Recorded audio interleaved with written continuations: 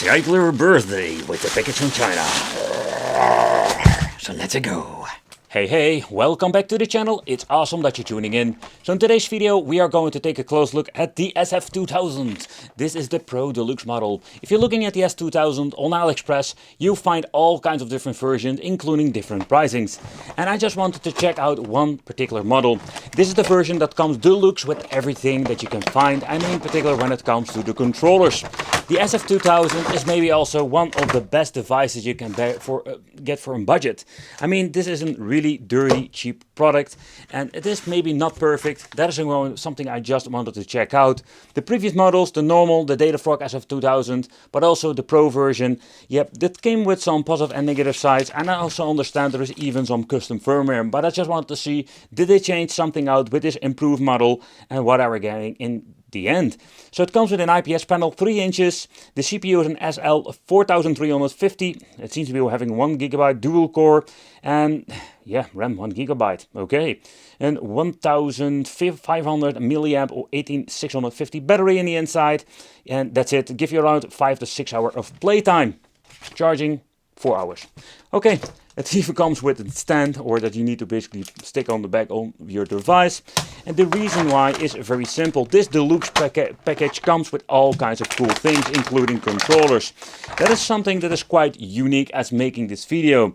I ordered I think it was like the retro version, the gray version, let's say, and also the red. And there is even a controller out there that comes with a joystick. Yeah, there's all kinds of configurations, but they are mostly of the time sold out. In here having a battery compartment for a AAA battery. And I can just say that the ergonomics of this controller is not bad at all. And also that it is still very durable. You can just see moving it over here, but I'm putting a lot of force on it. The D-pad feels okay, a rubberized select and start, and of course the ABXY button, and 2 clickish micro switch shoulder buttons. But still, it's pretty damn cool in my opinion. Another feature you don't see very often. We're having a switch where you can switch, not like a Nintendo Switch, but we can switch with player 1 and player 2. That's actually what we're having when it comes to the controllers. The system itself, in here we're having an AV out cable, still an AV out. We're having the Type-C connection for charging. And it comes even with a card reader if you want to add yourself new games. But, you know, when it comes to this special model, or at least they claim this being a special model, it looks kind of cool, to be honest, in the black color. But one of the things what makes this thing so freaking awesome to begin with is just the way how it looks, but also how it feels, because it's very comfortable, I can tell you that.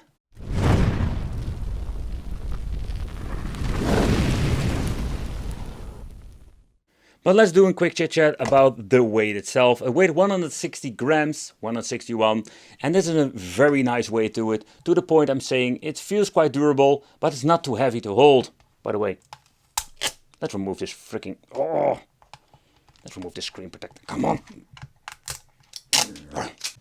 But what are we getting out of the box? So already mentioned, this thing is ergonomic wise pretty damn nice. So you can see that due of the battery we have this dent over here, but makes it also very comfortable to put your middle fingers in and have absolutely great overall, let's say, comfortability. First of all, I love the Super Nintendo controller, so it's also giving me a little bit of a nostalgia vibe. The D-pad, yeah, that is a little bit of a thing with this. The D-pad feels really awful, really clickish, and it's kind of horrible to say that maybe that the D-pad on the controller is maybe slightly better than the one on the system itself. But if it does not work right, we can also use the joystick that comes without a click, but it's similar to a Nintendo Switch feel. The ABXY buttons do feel very nice. I don't know if there's any difference between the different colors I'm owning, but yeah, the touch, the travel, it's not bad at all with the rubberized select and start. At the bottom we're having the on and off switch over here, Type-C for charging, and this is, I think, the same kind of quality SD cards with no brand. This is a 16GB. Yeah, I'm just calling these things the self-corrupting SD cards because it's highly possible they get just broken out of nothing. An AV out at the bottom port, kind of interesting, and a volume wheel for the volume control. In here we're finding the battery itself, and what's kind of cool, these things can be switched out with a bigger one if you want to.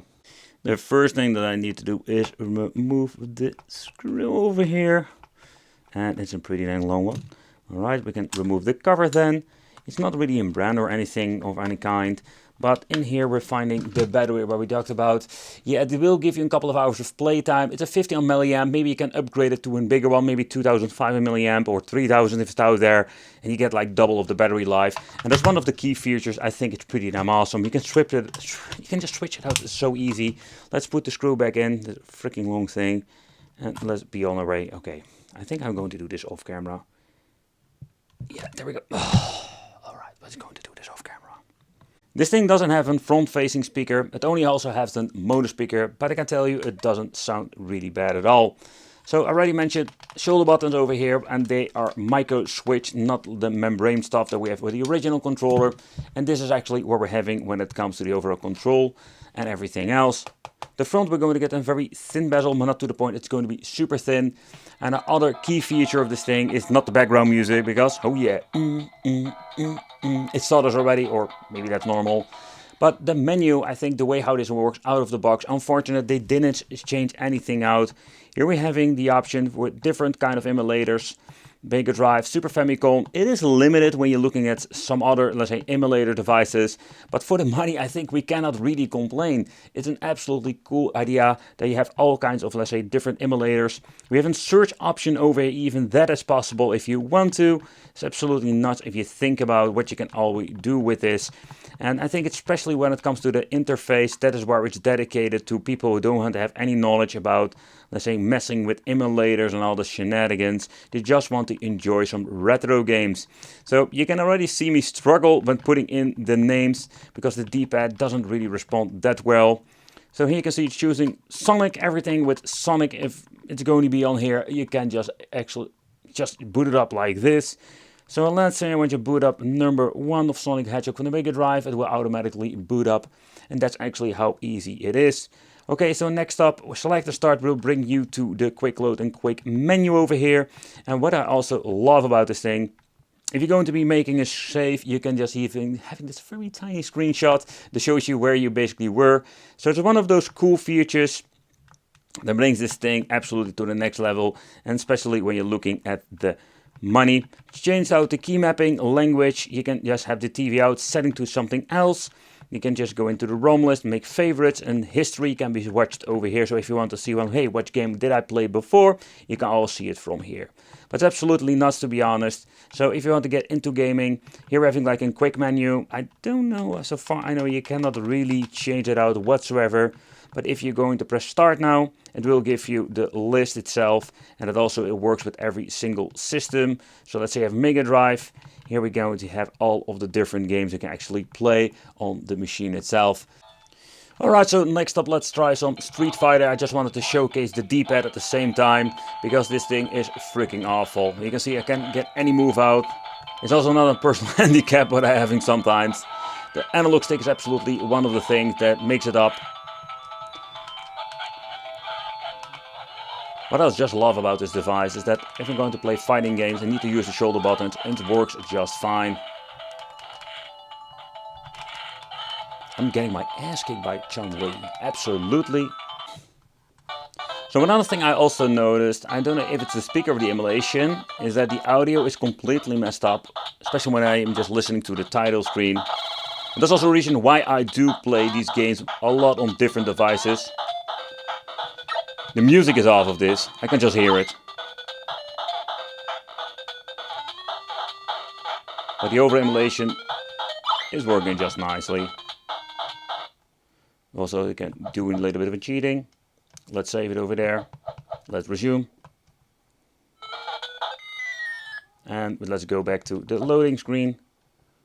And there we go.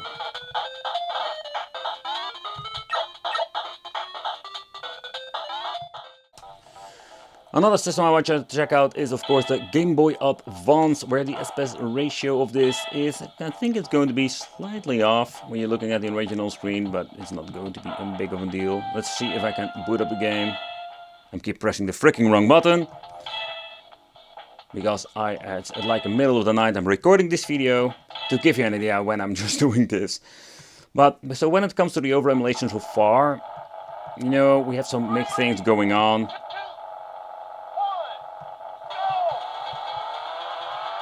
But the audio is completely messed up also with this model, so I'm guessing it still runs the same exactly software.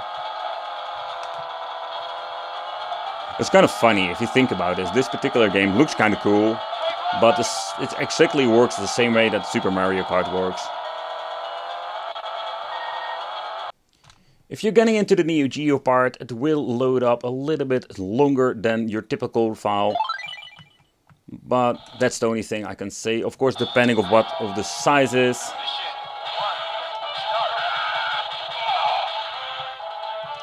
So far I can hear this seems to be running just fine.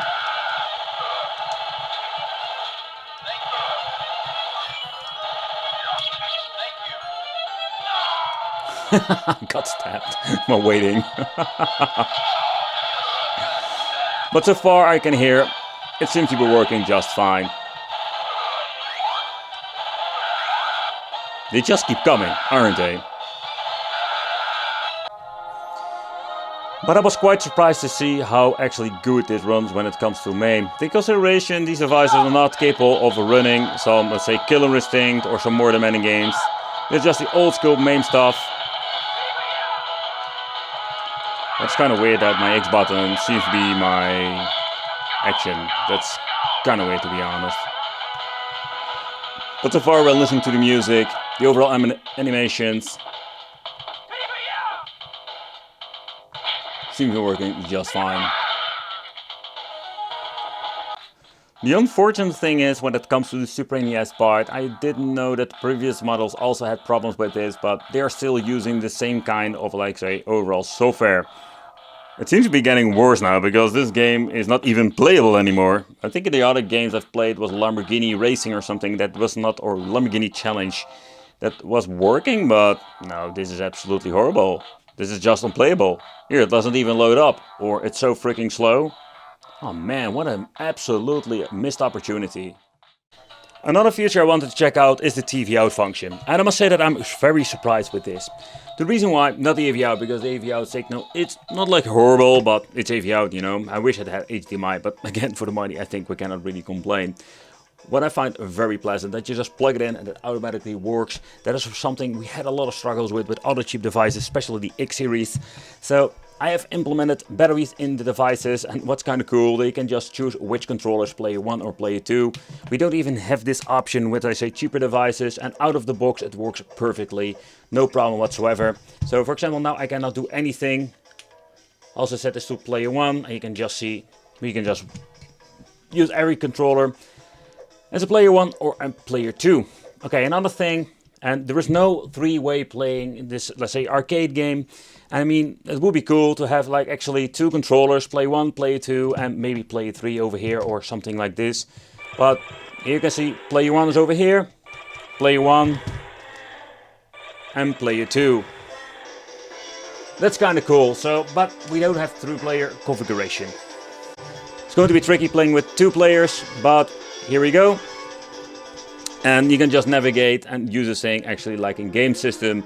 I find it very surprising for a cheap device that the overall picture quality coming out of this old school AV out cable is not bad at all. But let's take a close look at, let's say, the controls. And I already mentioned before that the D-pad on this thing is absolutely way better than on the device itself. It's such a bummer in my opinion. So another thing I want to check out is some fighting games with the D-pad. Alright, so let's boot up one of my favorite fighting games. Breakers is absolutely such a cool game. Alright, so player 1 and 2 have been activated. Let's get into my character I'm always playing. There we go, both of the controls seem to be working fine. I'm just going to leave it over there now, because I wanted to check out how is the D-pad. And alright, there we go. So the button configuration is interesting. They use the front facing button all for them, so that is great. But if you want to do some moves, where it feels quite nice to play, the moves are very difficult to get out, and that's because of the weird D-pad shape and the context underneath. But I'm just trying to get something going on, but I'm getting used to it. I can actually do some moves, but this is not the way how I want to play. Come on, do a super. Yeah, there we go. So this is better than actually the system itself. Oh, and if you wonder, yep, I can just grab the system and play. So there's another way to go. That's kind of cool. It would be even more cooler if you have like a player 3 option, but maybe that's a little bit of a too niche for a system like this. But let's take a close look inside the device itself. I must say that I find it really surprising how they can make something for this. Let's say this quality and the money. If they would fix the couple of things, that would be absolutely great. So I do wonder how much this thing will cost when they're going to be slapping in, let's say, an extra speaker. Oh man, I cannot really showcase you a lot on the inside simply because, oh man, this wire is very fragile and very short. But it doesn't matter. So first of all, let's switch this thing around. And this is actually what we're having in the inside. This is the... I'm going to be attacked by all of the screws over here.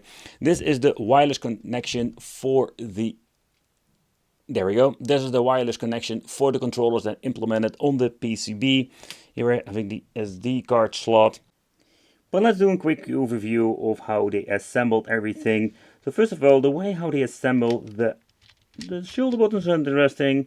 Here you're having the 2 pins that basically keeps the shoulder button in place, and of course the micro switch. There is no membrane with the original Super NES controllers, but that's the only thing. I must say that I find it quite interesting overall piece of tech, and yeah, it's so easy. There are not a lot of parts in here besides a huge PCB, the battery compartment, and of course the LCD underneath. The speaker is quite huge. You cannot see what kind of specs this thing has, but it's all not bad at all. The conclusion is very simple. I am very surprised by this special version with even extra controllers. They're very difficult to find as making this video, but the overall quality of this thing, the audio wise, especially the display. Come on, how is it possible that they can actually make this? Okay, if they're going to be upgrading the software in the future and basically getting all of the mistakes out, this is going to be maybe one of the best budget devices you can buy. Of course, depending on what you want to play. Thank you all for watching. Consider subscribing, hit that little bell, become one of the Wicked family, and it would be great to see you in the next video.